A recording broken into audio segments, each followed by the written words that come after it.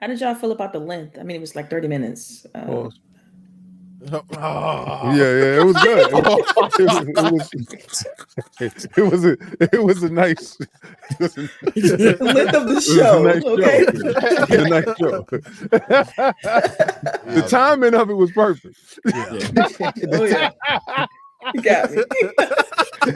I ain't do that. You did.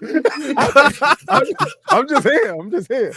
Yeah, so 30 minutes though, y'all felt that was Yes. Yeah, I sufficient. thought 30 minutes Yeah, was good. 30 minutes was pretty solid, man. I think it was a 7 or a 8 out of 10 as well. Viking. My only concern, and it's not really a big concern. I'm just curious to see how they're gonna do the Final Fantasy 14 online. I saw that they have like the starter edition in there included with the ultimate perks, and that's cool. Yeah.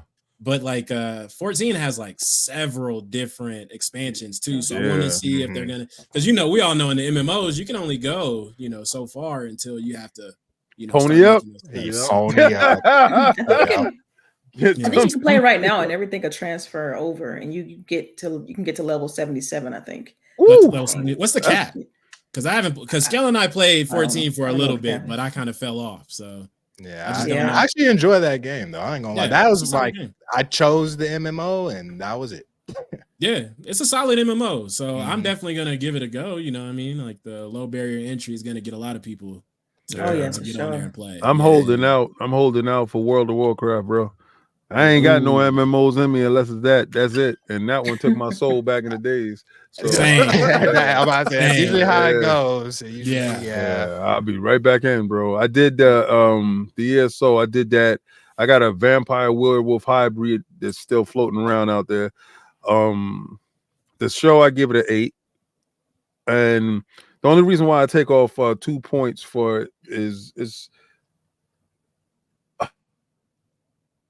I thought that they would go into a couple of other games. Now, I know the reason why Final Fantasy, because it's actually launching this month. Right. It's already in beta, but see, beta doesn't count until it's like hits, the shores. So it's hitting the shores this month. So that's why we saw that there. So a couple of games we've seen before. But that's the only reason why I'm taking those 2 points off, because we saw Path of the Goddess before. We saw a couple of those games before. But there's certain things that they did do right. I love the stealth drop for the Stalker. I love hitting the PC front with this, what is that, Frostpunk. And I know y'all didn't like it, but that the racing game, the monster truck game, I thought it was kind of cool. Yeah, we do have young kids watching. We do have dudes that's in different regions from us that are into monster trucks, because when monster trucks comes to Madison Square Garden, that thing sells out always, right? And I've been to a monster truck rally show, and it's the wildest thing ever. I mean, I was drunk off my behind, but it was the wildest thing ever, and it was kind of fun. So they did hit every demographic if you really looked at it, and they tried to give something for everyone with also pleasing the partners early on, because they're really, really stacked this year. And this is like the third month, and they already coming out with the second show. It's kind of good. Yeah, I would definitely love to see this every quarter, right? And that's what I said, like 2 or 3 times a year. I think you can go bigger than that depending on what you show, right? Like whether you spend more time on it or not. I mean, I think it's a good show. I would also give it like the B range. It's like 8 out of 10. Like I said, there was only a couple games that I wouldn't like. I know I don't really touch Roblox like that, so not even you can be Chucky hitting people on the beach. What kept throwing me off with it too was that Chucky was like high res and everything else. Everybody else. He had full polygon. He had a normal size head, and May joint was looking wild. Like he did not belong. Yeah, but I mean, I think it'd be cool if you can use Chucky during the game creation, because then that opens it up. Like that will make it ridiculous. So I see the point. Like I see why they done it, but yeah, it's just not my cup of tea. Yeah, I think the 30 minutes was perfect. It was it 14 games? So like 2 minutes and some change to each game. That's right. That's perfect. Yeah. Yeah, that's good. No talking, just show the games. And like you said, like like you could do 3 to 4, but they also do like Towerborn replace Stalker. Yep. Like those games aren't necessarily first party, right? But they can have their own showcase for those games that are by independent studios that they're just publishing for. So like having another showcase with those type of games would be tight. And then of course with your June showcase, show all your first party stuff. Hey, that'd be a banger to me. Sounds good. All right. Adidas 20. Oh, and I saw Lady Infamous in the house too. Yeah, from the GWG. Hey. That's what I'm talking about. What's up? Hey. We got Adidas 20 at PS5 Pro coming with the fast SSD. That's solid shit drive.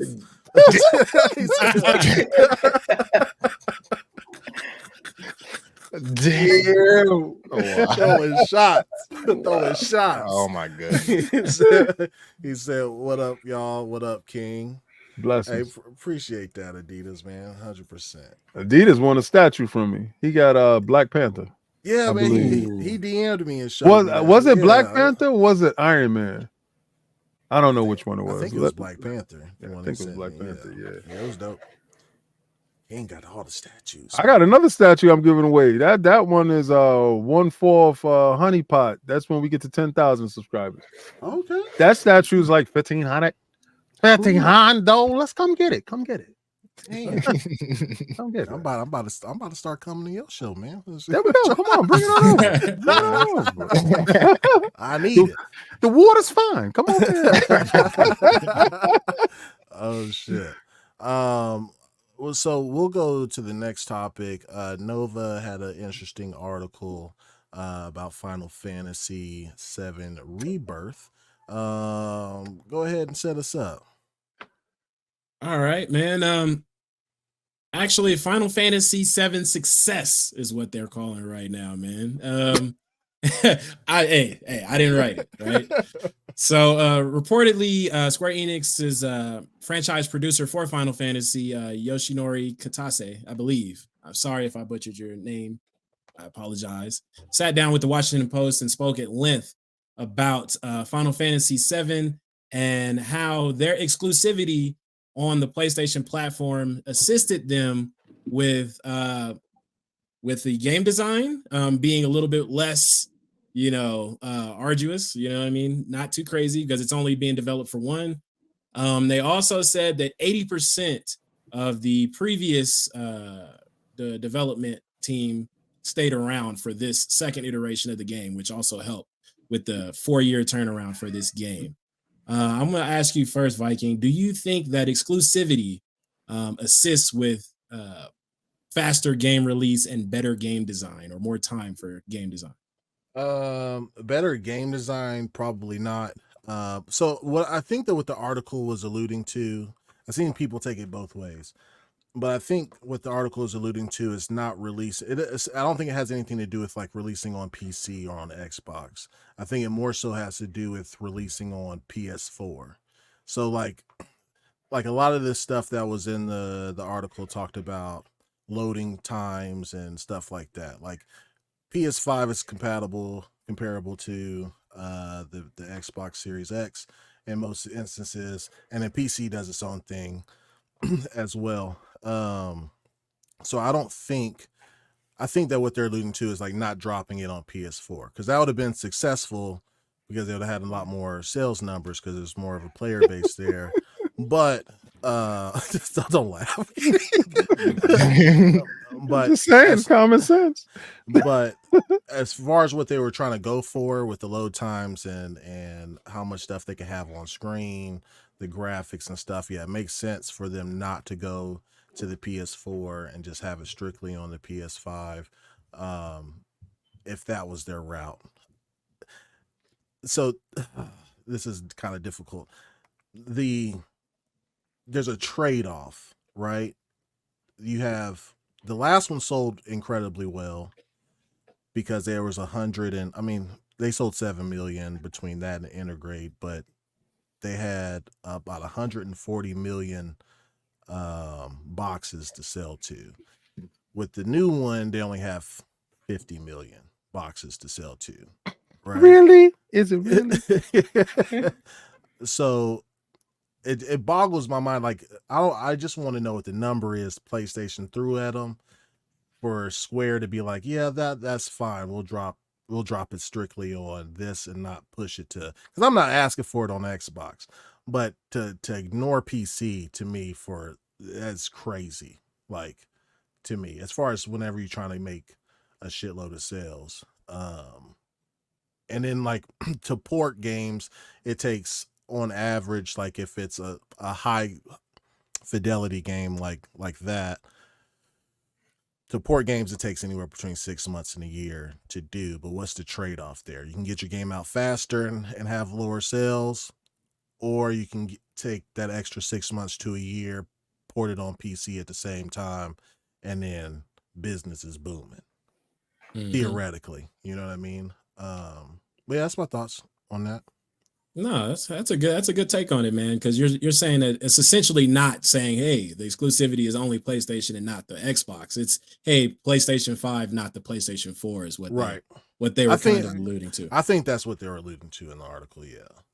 Okay, I mean, people can take it whatever way they want to, but you're not going to tell me that you having it strictly on PlayStation 5. Helps you not have loading screens.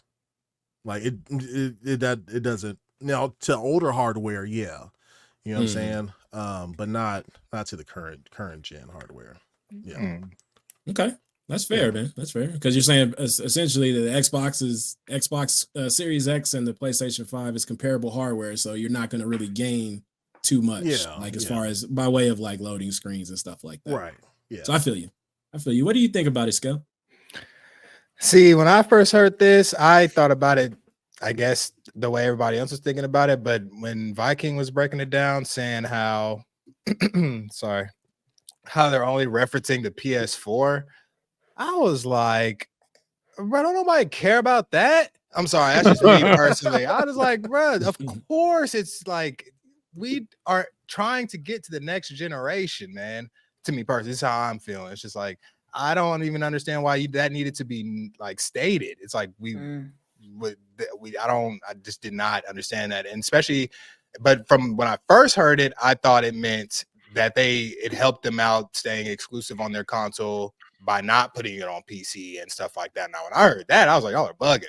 That doesn't make sense to me. Y'all can't be winning from not putting it everywhere. That doesn't, I know, right? Sure. Oh, and that's how I started this until Viking stated that. And now I'm like, oh, okay. Well, if they do, if they're talking about last gen and outperforming and doing well compared to that, then okay, but that's fine. But we have PS5s that are in their halfway cycle at this point. It's like, why are we talking about old shit? Personally, this is how I'm thinking. But I say that to say they just need to put their games everywhere, and y'all are even. It's just like, this is just so bizarre. I just don't like. It's just bizarre. That's just my take, kind of. You gotta look at it like, I look at it different, because I look at it as like PlayStation getting what they're paid for. They pay for that exclusivity, so that's really all it is. Yeah, and the article says developing games for multiple platforms, by contrast, usually creates more work that focuses on porting rather than iterating on a game's design, and that's kind of what I was alluding to earlier. But before we get to that, we got a couple. Super chats. Yeah. Super chats. Yeah. God damn. Okay. God we got Risk It. He said, question: do exclusives matter? Yes. Depends on what you mean. Like does exclusive what matter? I think it serves as brand identity for sure. No. That's how I feel. That's a slippery slope there, Bucko, and you know that, but you threw that little trap card out there, expecting us to fall feet first into the trap card. Does exclusive matter for Nintendo? Hell yeah. Why? Because they're not drowning, right? Does exclusives matter to Sony? Hell no, it shouldn't, because they are drowning, bro. Like, you looking over, they just lost $10 billion. Ask me the dude who can't pay his rent. Does every dollar matter? Yes, it does. So put them games someplace else. So you asking the wrong question to the right guy. I'm going to tell you right now, does exclusive matter to Microsoft? Not when they're trying to get back $100 billion. Not right now, no. They're trying to make that bread back. Now, a couple of these games won't go nowhere, but these games is all for show.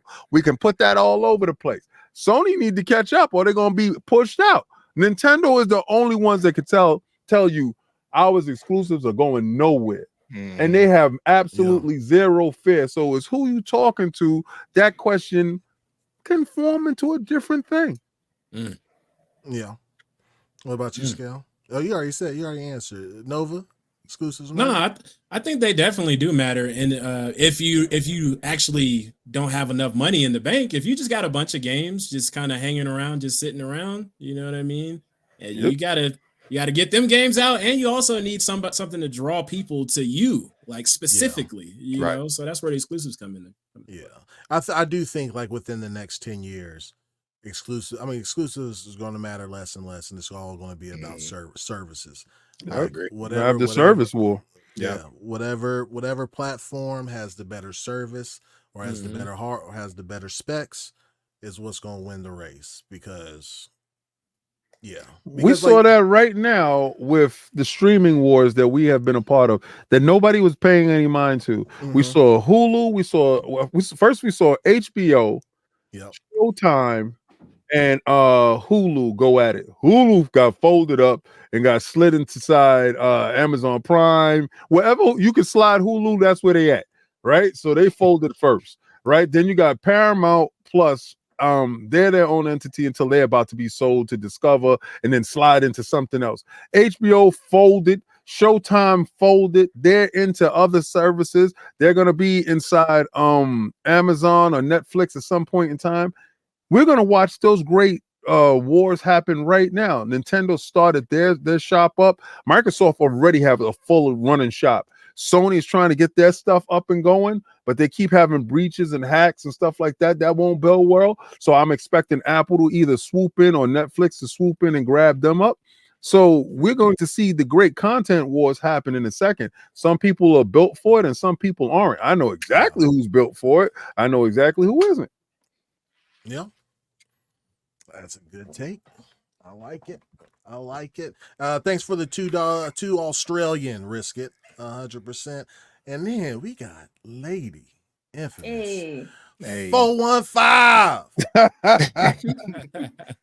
She said, "We love you, Delilah HD."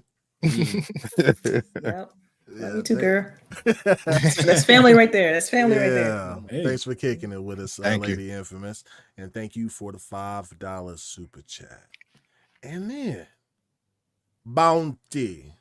Member win. Enough respect. Wagwan. With the $75 super chat. Bruh. That's all love, man. I gotta That's make this huge. one good. I gotta make Facts. this one. Ooh, Squeeze that navel. That's right. Squeeze that navel, huh? Yeah.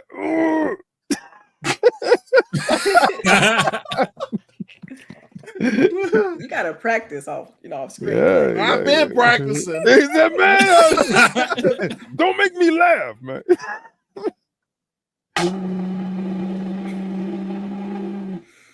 All right. Yep, that's all right. Bounty. Appreciate you, kid.